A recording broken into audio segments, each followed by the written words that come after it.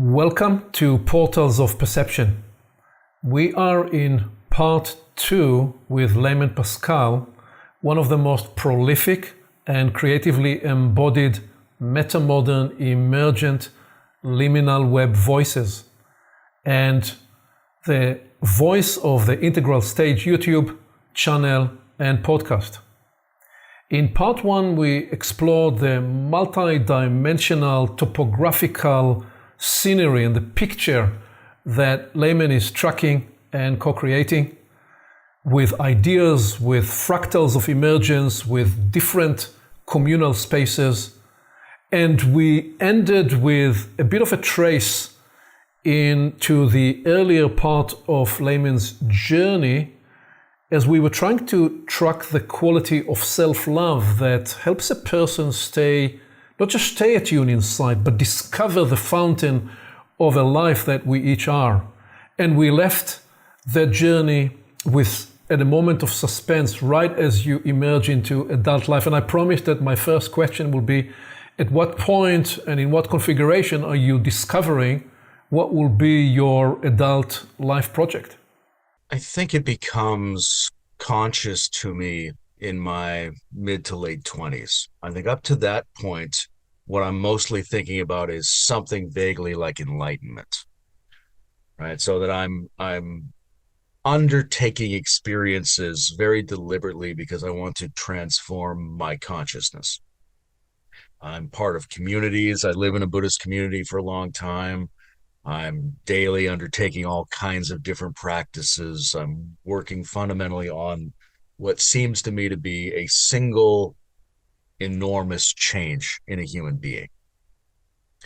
And as this occurs, I have many interesting experiences, and these experiences cause me to change. And I become more interested not in a fundamental change, but in the accumulation of going in and out of various states. And this leads to a very prolonged peak experience that goes on for several weeks. And at the end of this period of time, I feel like there's an enormous amount of extra room in my house, like an extra floor is built on the house, is how I described it.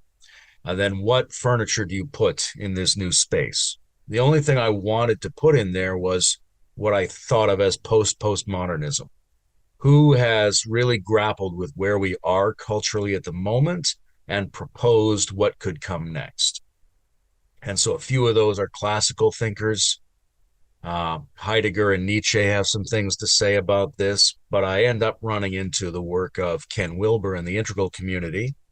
And they've not only put a lot of thought into this, they also have developed a language for it. And so I want to make sure I'm in command of that language. And in doing that, in trying to do like a Turing test of seeing if I can pass as one of them, if they'll recognize that I'm using their language terms properly, I end up realizing that there's a lot of people there who I think are the best people. Not all of them, but a good percentage. And so I start to get this sense that what I want to do is some intersection of traditional religion and spiritual practice with emergent meta-perspective developmental communities in a way that enlivens and pushes forward both the models and the communities that are involved. And so I start to play this role both in community and in theory. It's mostly focused on the integral community at first. Then it starts to broaden out into these adjacent communities of people who have very similar ideas on certain fronts. And so everything I'm doing today, as much as it's evolved and taken on different characteristics and spent some time more theoretical, I'm focused more on this meta-shamanic material at the moment. But all of that sort of comes out of that same basic intersection, that I think there's a way for a novel and lively forcing forward of integrative meta-perspective theories and the communities that are attracted to them. And where do you weave and how do you weave inside it the origin story and the mission of the Integral Stage?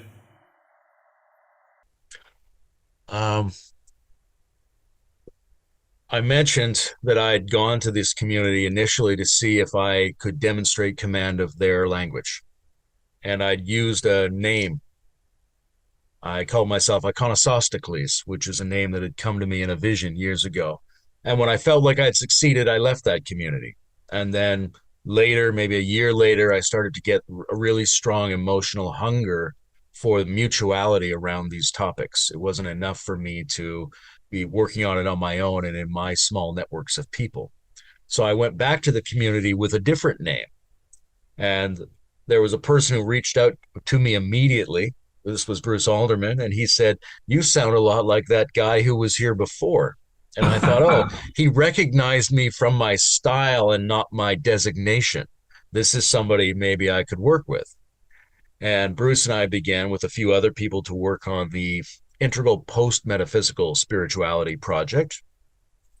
And we became close and would interact with each other on various projects and at conferences and things like that. And then as COVID came, I'd been doing a radio show. I'd moved out to a new town to be with a woman that I loved. And I thought doing a radio show would be a good way to get to know the town.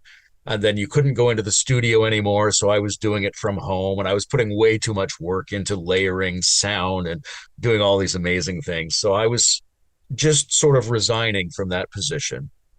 And Bruce said that he would like to do a video series for people in the integral and integral adjacent spaces to bring a bunch of different perspectives together. And we would do collections of perspectives on topics and also sort of debates where we went back and forth on divisive issues. And that's what we started to work on. But it very quickly became apparent that what this was supposed to be was something like a podcast, that long form, in-depth, complex, and nuanced discussions were necessary. So I took over the role of doing the discussions, and Bruce took over the role of sort of editing and producing the material.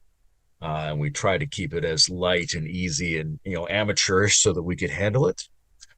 But it turned out to be something that a lot of people were interested in hearing, and also something that my particular style was well suited for, because I was able to rapidly process very complex leading edge models from all kinds of different people from different aspects of the space.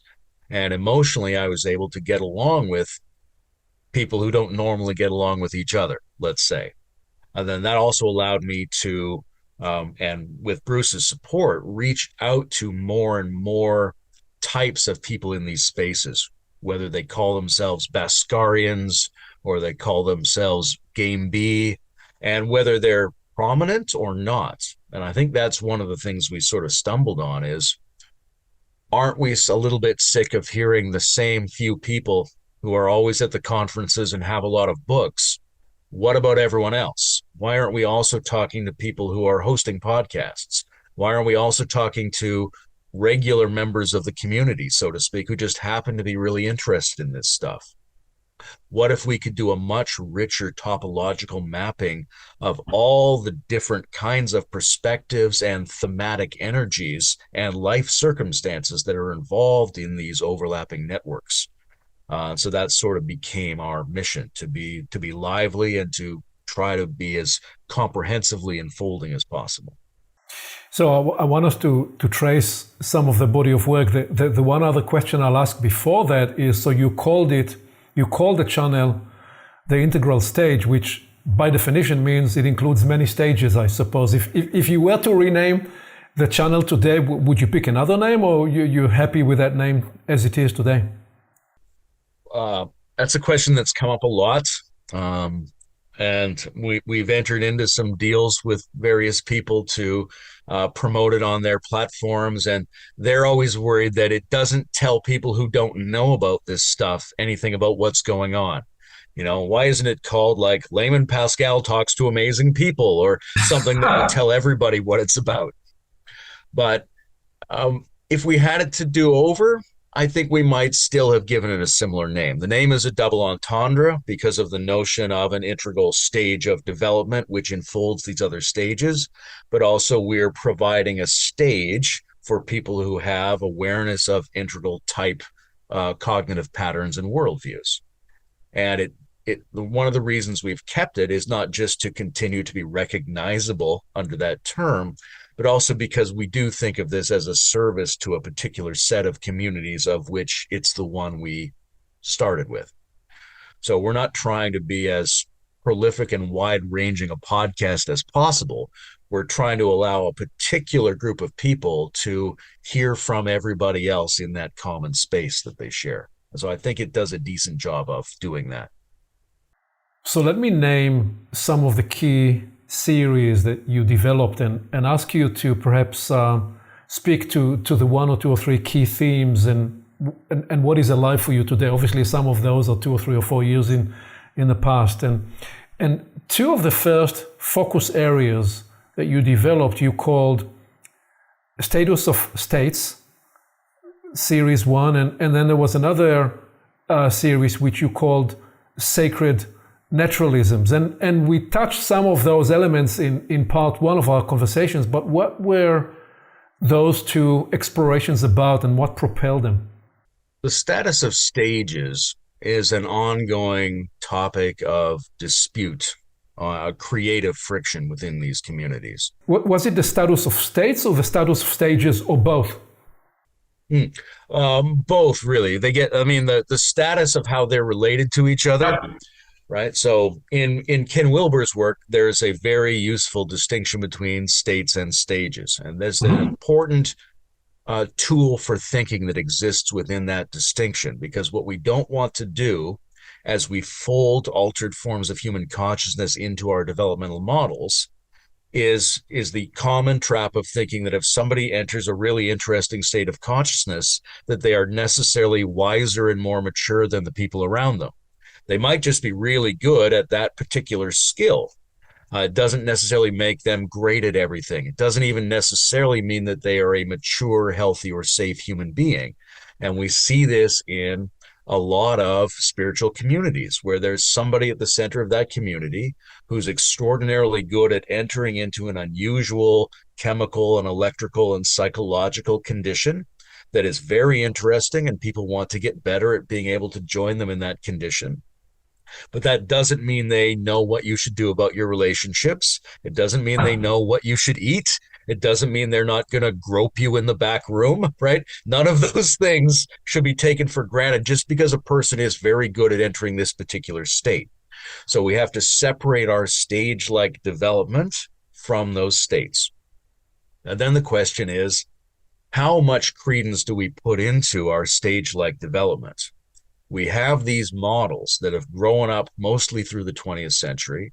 They come to us from people like Maslow and Clare Graves. They come out of spiral dynamics, but there's also the model of hierarchical complexity. There's all of Wilber's work. There's the stages community. There's Suzanne Cook-Breuter's work. There's the notion of religious stages and ego stages. There's Fowler. There's all of this material that's reasonably well documented. But how far does it actually go, and what are the dangers that come along with it? And is it embedded in cultural biases whereby the people making those models assume that all of history leads up to people like themselves who can see all of these stages? And is that a relatively superficial way of seeing? Can you see all of those things and not actually be a more mature, more complex person? And then also this question of, is there inherent danger in grading people according to something like stages? Is it too much like a factory model? Is it too much like something that leads to genocides by giving sort of grades to the worthiness of human beings? And is it effective? Does it help somebody? Even if we thought stages were true, does it help us to help them to think of them as being at a stage? So there's a lot of questions involved, and temperamentally people fall towards wanting to minimize the use of stages or even challenge them as dangerous, or feeling like they are at the center of the new way of organizing a trans-pluralistic, coherent human society. So I think that's a really productive, really fertile tension. And the best part of it is where the people who believe in the stages, because there's a lot of evidence for them, are forced to take on board the concerns of the people who challenge the stages, which is what the stages model says you should do in order to move forward. So that dialectical tension is essential to have. And it's a topic then that you want to constantly revisit over time, because it's very easy to get complacent in a rejection or an acceptance of stages. Not to mention, in the integral model, these things proceed simultaneously along different trajectories of talent and intelligence, so that you might be at a stage in your cognition that you are not at in your emotions or your aesthetics or things like that. So it gets very complex if you want to take many concerns into account. What was the other one? The other early series was sacred naturalism. Right. Yeah. There's a phrase I used in that series that was important to me, which was to naturalize the sacred and to sacralize the natural. And I think this goes along with trying to bring the rational and the intuitive together. So you want to say, we embrace a natural science universe, not a reductive natural science universe, but an expanded natural science universe. And at the same time, it's only relevant to us if it can produce the cultural meaning and the individual transformation that's necessary for a human life. So you have to be able to bring those together somehow. And so you have to ask yourself, how can we get the effects of the sacred in a way that is explained by the natural sciences? And how can we take something like naturalness and elevate that to the status of the sacred in a time where we need values that are transcultural, values that are sort of post-industrial, values that allow us to be better shepherds and cultivators and gardeners of the ecosystem on this planet, and values that bring our internal joy together with the complexity of the natural universe. And I think there's a lot of ways in which science and spirituality come together in agreement around those issues that can also be deeply supportive of not only human enjoyment, but human enjoyment in a way that's pro-ecological. You then moved to develop a series you called Integral Ufology, UFology. What was that exploration about and what catalyzed it? Yeah, it's more pertinent than ever now that there's been various pseudo disclosures and a renewed kind of academic and journalistic interest in this as a serious topic in the last couple of years. I think we wanted to do a couple of things with that. One of the things in the integral model is an affirmation of different basic states. And you find that in theosophy, and you find that in Vedanta, and you find that in many systems. But one of them is the subtle state. And what does it mean that people experience forces and energies and entities and imageries that are not physical, right? Whatever we make of the ontology of that, it's a real phenomenological experience that we have to take into account when we're building models of the perspectives that human beings can take. And one of the most prominent ways that people have sort of subtle experiences in the modern world is with entities that they feel are extraterrestrial, right? And the work of Jacques Vallée in the 1970s did a lot of underlaboring to support the idea that in a previous time period, you might have interpreted these as elves or angels or something like that, and that we might now be more inclined to think of them as aliens, but that there's a deep continuity to a lot of that experience. And so we're not mostly talking about the American government has crafts and bodies at a secret base. We're mostly talking about the kind of shamanic interaction with other ranges of perception and quasi-entities that are imaginally available to us.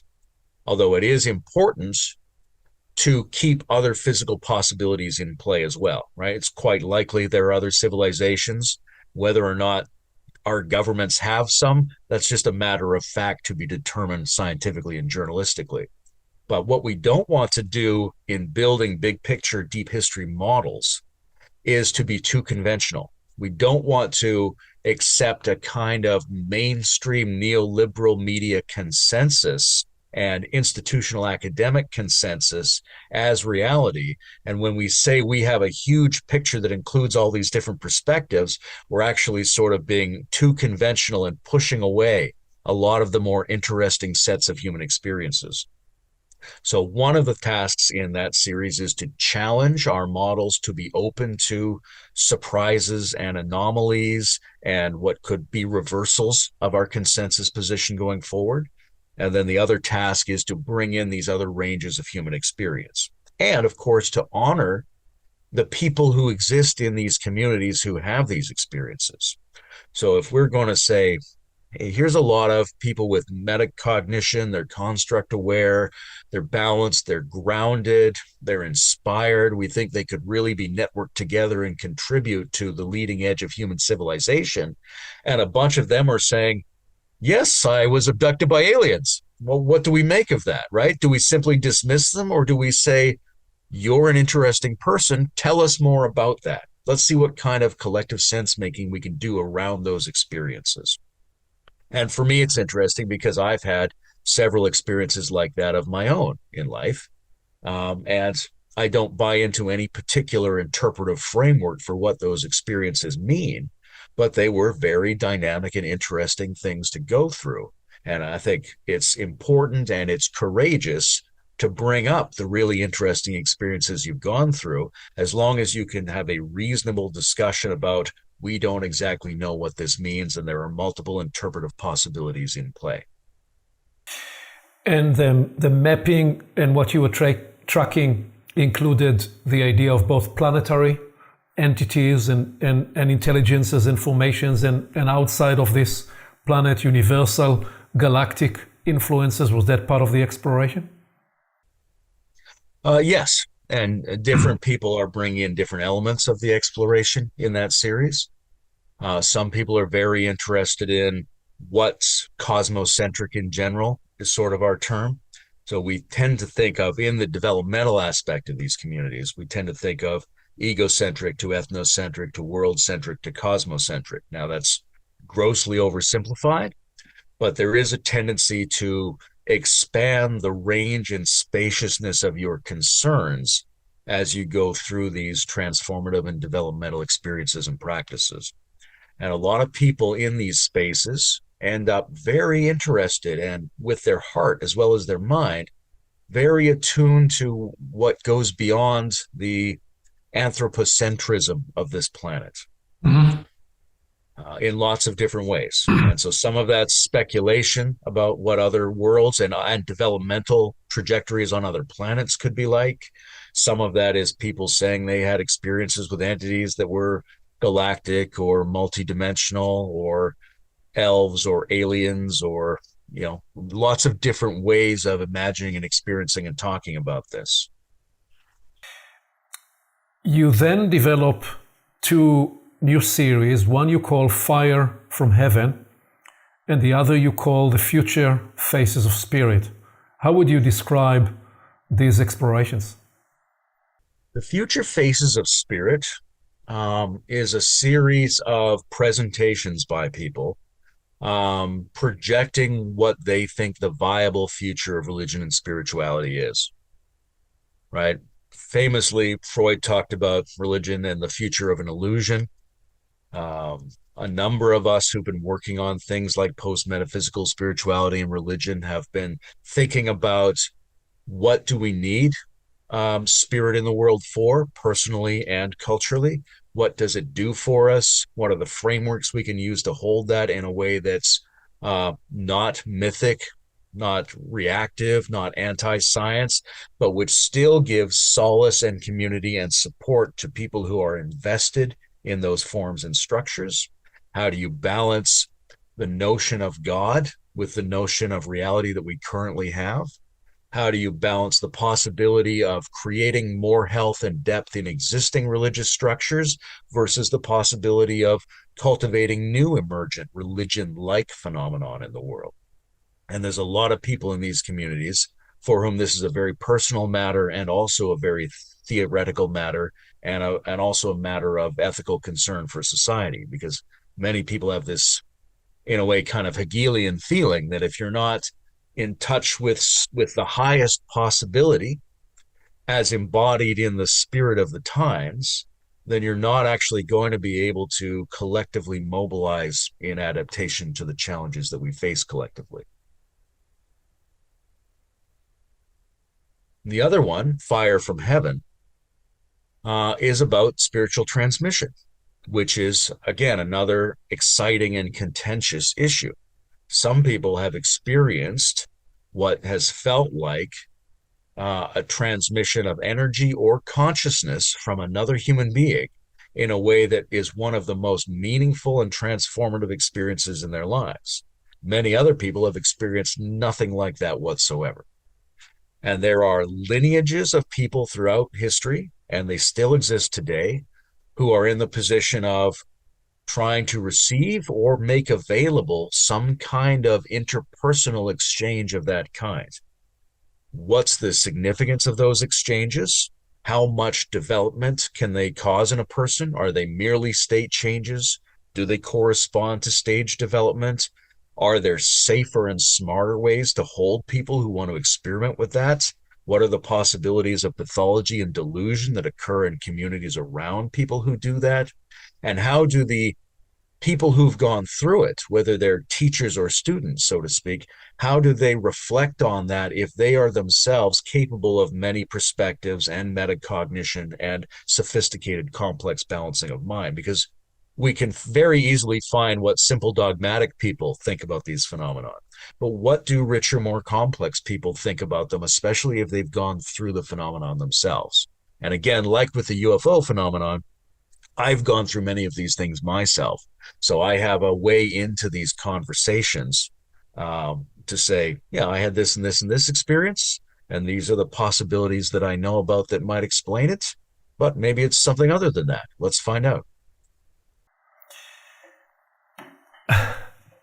Naturally, each of these series, we could spend an hour doing deep dive, but what we're trying to do is to develop the overview. You then develop a series of conversations that you title as Utopia with an E, E-Utopia. What's alive for you from that journey exploration? Having the E in there is important because you want to distinguish the utopian fantasy and the possibility that utopian thinking is itself one of the things that causes dystopias to emerge. You want to distinguish all of that from the possibility of actually figuring out how we can have a better civilization on this planet, right? So that we don't want to be naive utopians because very often they cause more problems than they cure. But we don't want to be nihilistic. We don't want to give up. We don't want to be pessimistic. We want to be able to say to each other, here's what might actually be a better way to live. Let's invest in that. Let's invest our imagination and our heart and then our actions in trying to figure out what a better world actually looks like.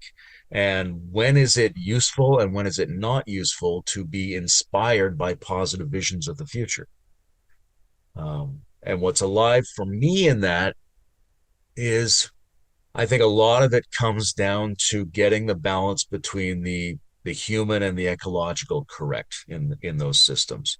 I think it's about being better stewards of ecologies. I think it's about building our technological infrastructure in a way that reflects organic structures better and allows us to be constantly updated and responsive to what's going on in our ecosystems, and in a way where we can start to make our cultural products more like ecology themselves.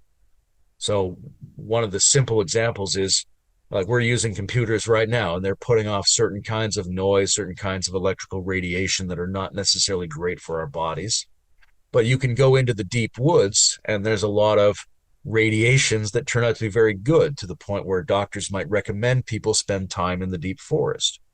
But if we can identify what those electrical signatures are, why can we not create something that modifies the electrical signature of your electronic appliances to give you that more natural and benevolent experience, right? So to me, the possibilities of utopia are very closely entwined with bringing what's organic and what's technological closer together so that we can generate more naturalness and be better stewards and give direction to our technological innovation that comes out of our experience of the natural world. That's what's still with me from that series.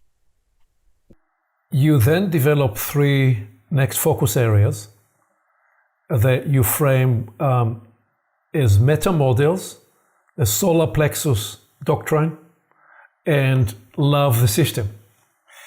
So I'm interested that you describe the essence propelling each of these three inquiries. A lot of these communities are centered around meta models, by which we mean attempts to do transdisciplinary philosophical integrations that take many different models and many different disciplines and many different types of perspective taking into account coherently.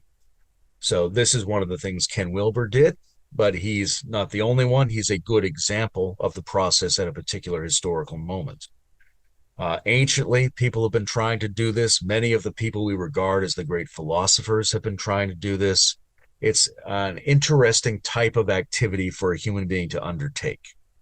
And so the point of this series was to get beyond just having a particular meta model and start to talk about what meta models themselves have in common and about what drives individuals to try to make thought structures at that scale.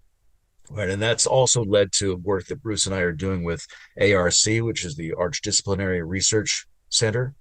And they're focusing specifically on what transdisciplinary meta models have in common now. So we were sort of a little bit ahead of the curve on that. The solar plexus doctrine is a funny way of talking about a particular psychological and energetic set of concerns for the human being. So if you allow yourself the conceit of the classic Eastern chakra system, the solar plexus is often used to symbolize personal power in various ways: independence, your ability to work with money, your ability to make executive decisions, your ability to stand for something, to stand up against something, those sorts of things. There's a set of skills there, which in many ways is the skill set that we see throughout our news. And right, every day it's money, every day it's power, every day it's sovereignty, every day it's independence, every day it's conflict between groups over identity. So there's a skill set there that's baked into the organism, but we also see it displayed on the world stage. And if you take something like a chakra model seriously, which it's got its flaws, chakra models, but this notion that we're building up some kind of developmental energy from one of these levels to another, we often jump over this one and go right to love and the heart and acceptance. And we see people who express these very beautiful and important values. They don't seem to be able to stand up for themselves. They don't seem to be able to take executive action in the world. Choices are difficult for them. Finances are difficult for them.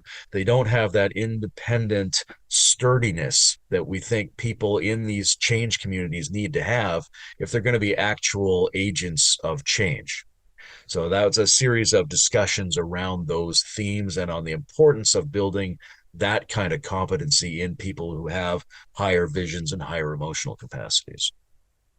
Loving the system came out of this recognition. The integral approach has these four quadrants. And so a quarter of every situation, at least, is the systemic dimension. What are the processes we're using to get things done? What's our legal architecture? What's our algorithm? What's our voting procedure? What kind of tools and strategies are we putting in play to try to achieve any of these things? And what are the stage-like aspects of each of these things, right? What's a more or less intelligent collective decision-making protocol, for example? These are very pertinent issues for a lot of the entrenched system dynamics that are holding these things back. Because I think if you look at people who are not in immediate physical danger, they can have very high mental and emotional capacities, and they can be joined together in really nice communities with each other. And still they lack the ability to scale up their changes. And a lot of that can then be attributed to the fact that the systems they're participating in are keeping them where they are rather than allowing change. And to me, that's really the blind spot in a lot of these things, because we all have a lot of information about what's going on inside us. We all pay a lot of attention to our social dynamics and the objects around us, but we don't have a lot of opportunities to observe how systems play out. Like, who's ever been in a position to watch over centuries several different approaches to government play out and see how they turned out? There's a lot of information about systems we just don't have. We're guessing, but we're starting to figure out some principles when it comes to our machine tools, our legal systems, our voting protocols. And to me, that's the big blind spot for a lot of people in these areas. And we need to have a really robust discussion around how systems and procedures can be taken to their next level in order to scale up all of these things. One of the earliest discoveries for me in this vein earlier in life was the recognition that the architecture of a house is a character in the family dynamic.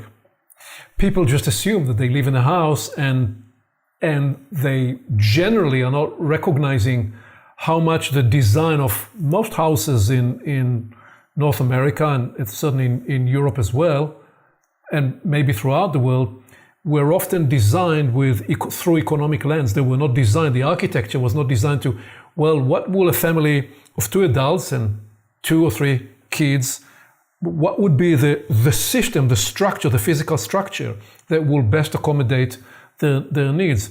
So they took a box and they broke down the box to internal structure, and people live into those dynamics, not recognizing that those are becoming a character that shape their relationship. So that to me is a simple example of the almost sole properties of a system, which is a gesture to the soul of AI that we will get to in a minute. That is very much present and is often somewhere in the semi or the unconscious. Yeah, we have a difficulty as human beings sometimes seeing the agency of systems in our lives, right? What they refer to as the invisible hand when it comes to economics. As a Canadian, I grew up paying a lot of attention to Marshall McLuhan and the idea that the media technologies we're using cause distinct changes to our brains and then our societies, regardless of what it is that we're watching or clicking on. The tool itself creates a series of processes in us that guide what follows from that, right? And then Marx brought in things like that. Or you could look far afield and look at feng shui in China and go, right, there's a lot of different ways that people have been paying attention to this, but we need to get much better at bringing those together and looking for common principles, and also trying to figure out what layer of complexity is involved in different approaches. Because it might be the case that with a certain kind of protocol, you can't get any results better than the ones you have, right? We always look to the candidate, but we maybe should be looking to the voting system a lot more. Maybe no matter the candidate, you can only get the results from the current system that the current system is delivering. What did you then endeavor to weave in the integral psychotherapy series and a new vision of reality series? These were 2 next frontiers that you cultivated. When it comes to a new vision of reality, I'm drawing a blank, and it might be because maybe you could remind me of what's in there. We do change the titles around a little bit. And also when I move things from video format to the audio podcast format, I often then retitle them. So you might remind me about that one. Integral psychotherapy? No. Psychotherapy, yes. Yeah. Now that's the one that Bruce was pushing for a little bit. There are a lot of people in the, let's say, the classic integral space who were around before I showed up there that got into this through psychotherapy. It's very attractive to people who have a therapeutic demeanor because they're very interested in the dynamics of the human psyche. Now, that could be a complaint, right? One of the meta-modern complaints is that integral is too focused on spirituality and psychology and not focused enough on sociology. but nonetheless, there's an important place for it. And a lot of people have been taking advantage of Wilber's work and similar work. For example, Greg Henrique's UTalk system is another attempt to combine multiple forms of therapy into a single coherent model, which is how Ken Wilber started out in his work. How do you take the field of psychology, which consists of all these disparate modalities, and organize them in a way that makes them all applicable to a generic human being? And one of the ways you do that is you look for resonances between particular type schools of psychology and particular developmental phases or fulcrums that the individual has to negotiate through. So the kinds of emergent capacities and problems you run into at age 12 are different than the emergent capacities and problems you run into when you're 6 months old. And those would require different schools of therapy for the same individual, so to speak.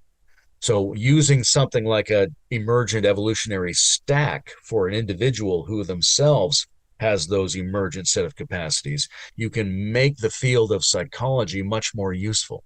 And then a person who's aware of that can bring that into their work with clients. They can see where different problems might operate from different internal systems and might be addressed by different schools of philosophical thought and psychological practice. Where did you differentiate and how do you juxtapose that with the series you then developed, which you called Metamodern Spirituality? You just said that one of the complaints about Metamodern in the Metamodern movement was too emphasized focus on spirituality. So was that somewhat an answer to that? It is, and it's an attempt to bring the spiritual and the sociological closer together, right? So one of the things that I do in negotiating between integral and metamodern spaces is try to playfully define them in terms of each other. So sometimes I have said integral is comprehensive psycho-spiritual metamodernism, and metamodernism is narrow socio-political integralism. Now, that doesn't quite do justice to them, but it kind of allows them to be in a partnership. But right at the intersection of that partnership is the area where I'm most interested personally, where how do we take a life of depth-oriented spiritual practice, freed from dogmatic interpretations, and unite that with an emerging cultural ethos, right? Because very often this is a generational issue as well, right? Very often you have these communities where there are older people who have put decades of practice into internal transformation and really rich internal lives. And then a lot of younger people who have felt that pluralism and postmodernism and the kind of sensitive, contemporary, pluralistic psychology that dominates in the world is really important, but they need to get beyond it somehow. They need to be more fluid, more adaptable, more alive, more capable of having real relationships. So there's an emerging meta-modern cultural mood that you see in social phenomenon, you see it in the arts and things like that. So if that is a sign of the kind of culture that can come forward, that can emerge and heal some of the rifts that exist in the world today, if those are the new people, then those people need to be equipped with really powerful psychotechnologies. But those technologies have to adapt to the new cultural sensibility as well. And I think there's a lot of, let's say, old school integral thinking that's a little bit wary about the metamodern movement and not sure whether that represents the way forward culturally. But I want to be really deeply embracing of both. And my own personal concerns situate me in an area around metamodern spirituality, where we can draw on the liveliness of the emerging scenes and also bring in those deep and ancient practices, stripped down to their functional dynamics. In the technology world, the word that describes your function and your endeavor is interoperability, that essentially one system needing to develop the capacity to communicate with another system. You've been endeavoring to weave these conversations to facilitate interoperability. And then you have a series you call Liminal Cafe. What was that about? I mentioned this earlier, or perhaps it was in section 1, about the need to talk to everybody in these spaces, right? That the information that's pertinent is not just held by big voices who often show up at conferences on stages or who have a new book to sell.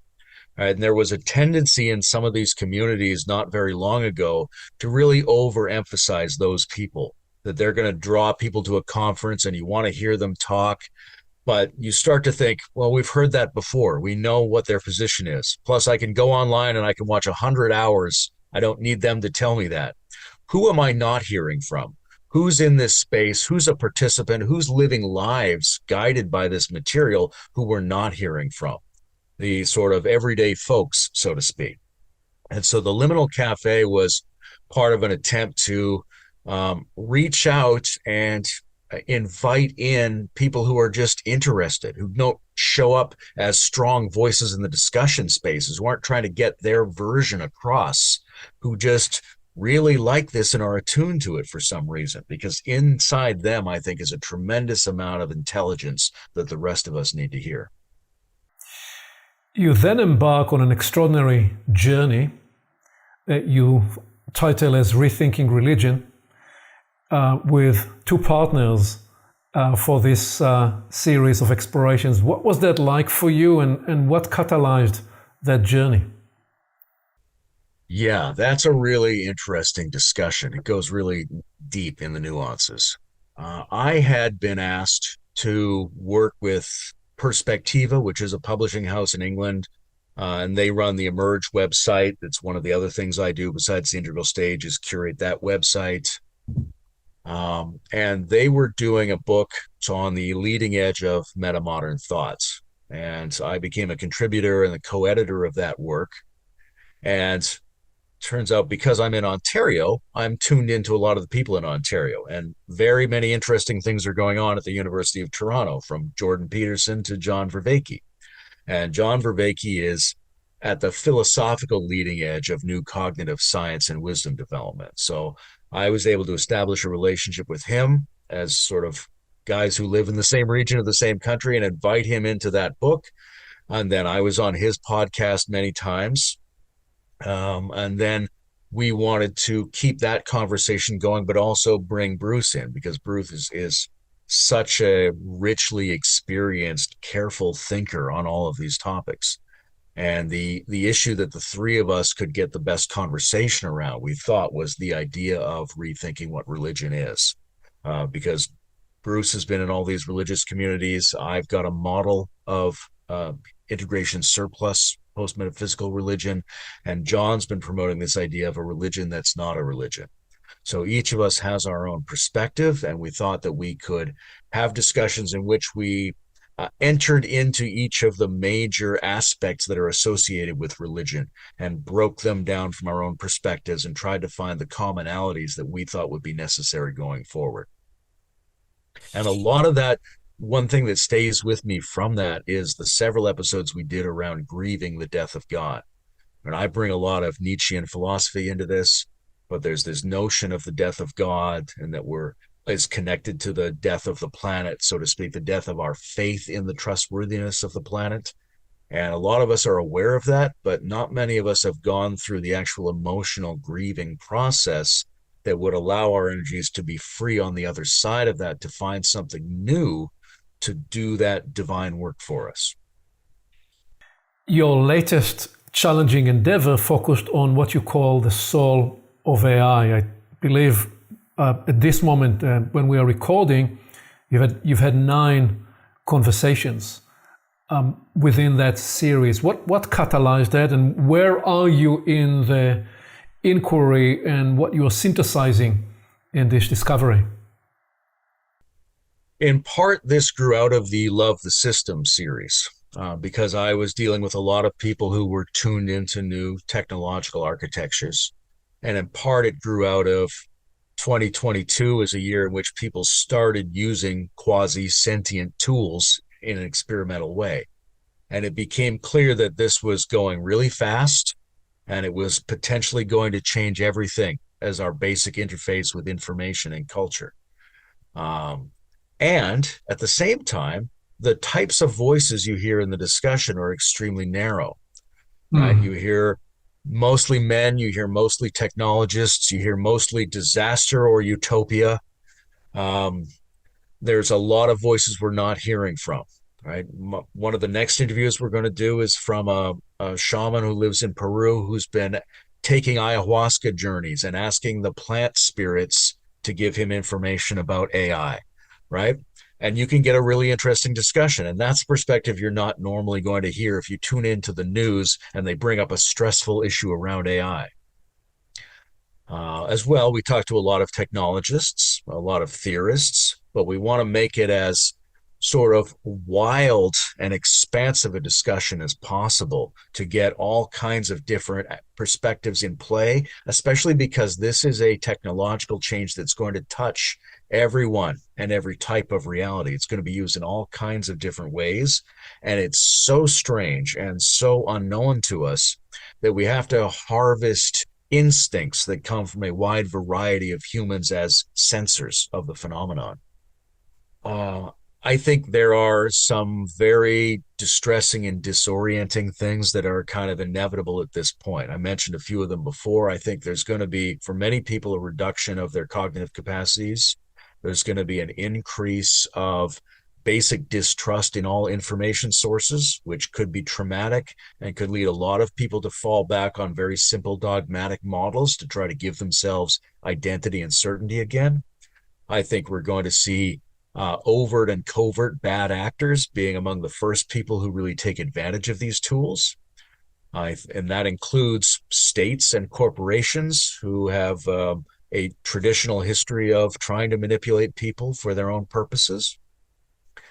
And that we are going to be, in a way, drawn into an age of sorcery, where things are going to be very strange, very kind of magical, very hard for people to do sense making with.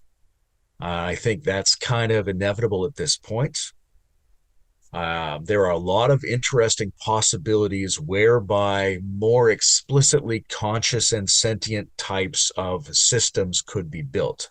We're not really at that point yet. What we're dealing with are the consequences of highly automated statistical tools, but those are already extremely powerful and extremely novel and are going to change everything and are continuing to mutate. There are ways those mutations might come together with other technological trajectories to really help bring some surprises forward that might include new conscious entities. We're not there yet, but we do have to prepare in advance for how to be what John Vervaeke would call good parents, good teachers to these systems, because they will be trained not just by their architects, but by their interactions with human beings. I think there's a huge amount of possibility for a certain percentage of the population to take advantage of these tools to be the most informed, healthiest, most developed, most systemically capable human beings we've ever seen. But I don't think that's going to be the majority of us. I think there's a lot of, one of my hopes is that an ecosystem of these systems could arise. I think if you have a couple of them in concentrated hands, no matter how reliable those hands are, it's going to get out of control. And what you essentially need are combination systems of humans and AIs distributed in a way that they interact with each other and start to hold each other in check the way an ecosystem does.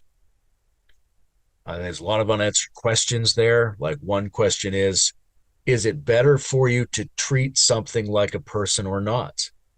Given that you don't know, you can't objectively have perfect knowledge of whether you're dealing with something that's sentient or not.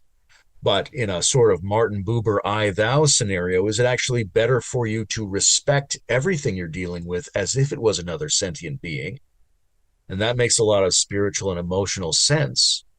Or is that the gateway to a path of delusion, whereby we lose important distinctions and we end up over attributing capacity and depth to things that don't have them and lead our society further down a pathway of simulation and meaninglessness?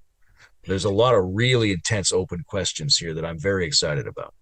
And so many of the other lines of inquiry you explored in the earlier series, they become so meaningful and even more important and potently relevant in light of all those scenarios you are describing. So as we bring this to conclusion, What are the new frontiers you are charting in your mind as you envision the next explorations for the integral stage?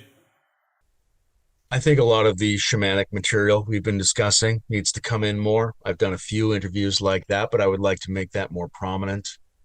I think there's possibility for it to include things like courses. Like right now, I do online courses with the Parallax group in Europe, but the integral stage also has the ability to do something like a pedagogical function.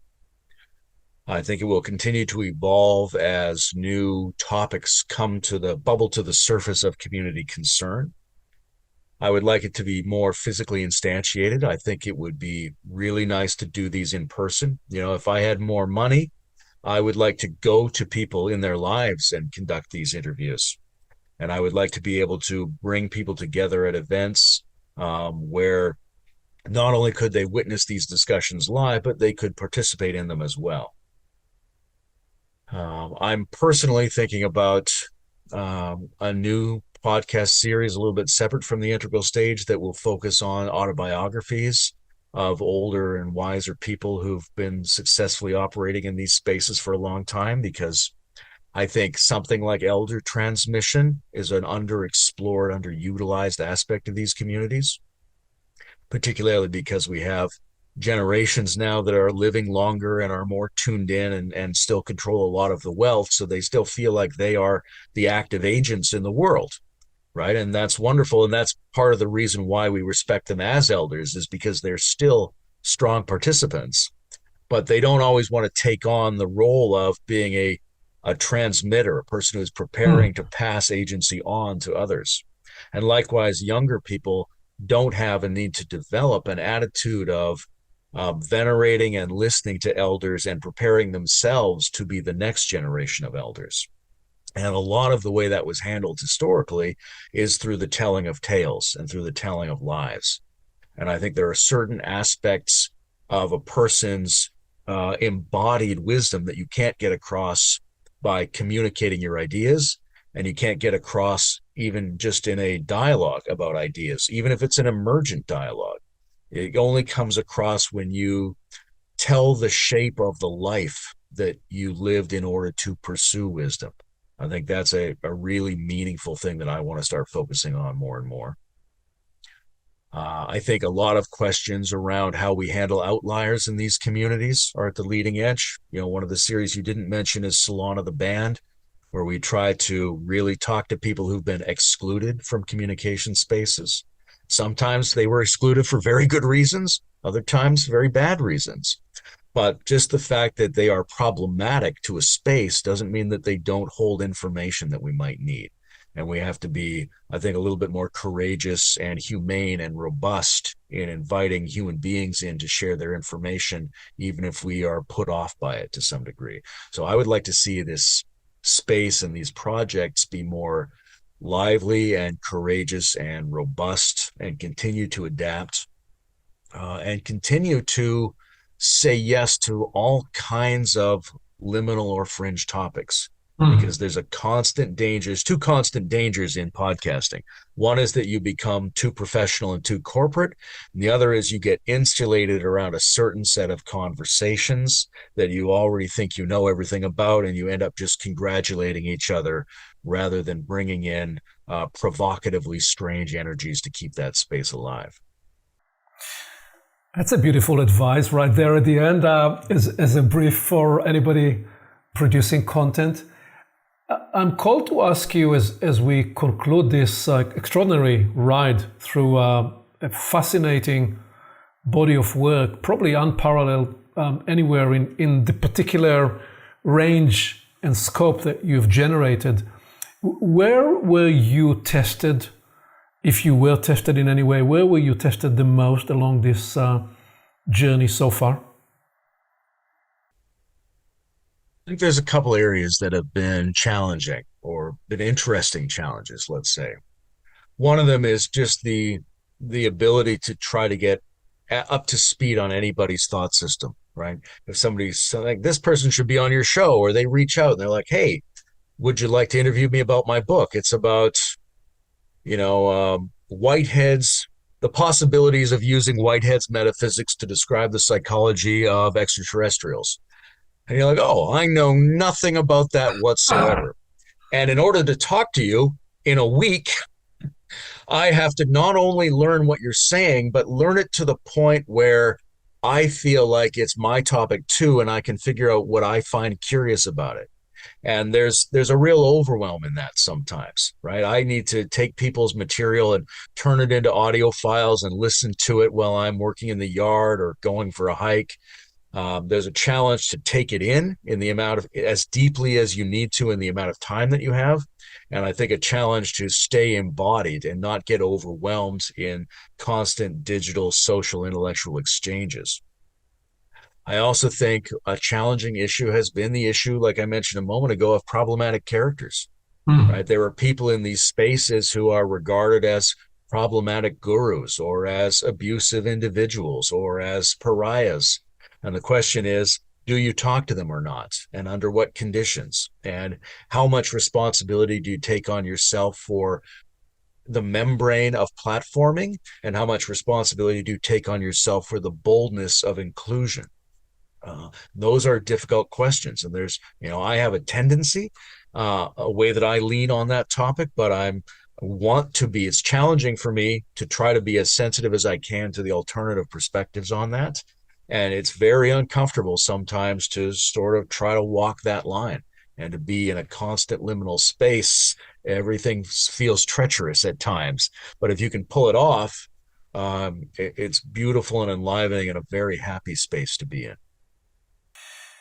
Well, thank you for this drinking from the fire hose of the integral stage experience in part one and part two. It's been extraordinarily rich, and there is an embodied sense of the importance of the work, and that there is in this the deepest feeling I'm living these two-part conversations with you is you are following in some way the passion of your own curiosity and discovery, and there is inside this a service agency in the context of the meta crisis, the poly crisis, and what you found to be your muse, a way of loving life and loving yourself inside life such that you're able to contribute something to the greater whole and in some way co-create, co-shape the landscape as you do so. So it's been a privileged experience to be on the receiving end of this, and I want to thank you and look forward to our next conversation, see where that goes. Yeah, I appreciate that. And to me, it's a very curious thing. I mean, a lot of my own experience is very, let's say, spacious. If I check with myself and go, well, what do I care about? I might not find an answer. I might not even find a thought. But then if I look at my behavior, I think, oh, it's very clear. I'm very passionate about these things. Wonderful. Thank you. Thank you, Layman. Looking forward to more discussion. This has been a wonderful exploration with you. Thank you.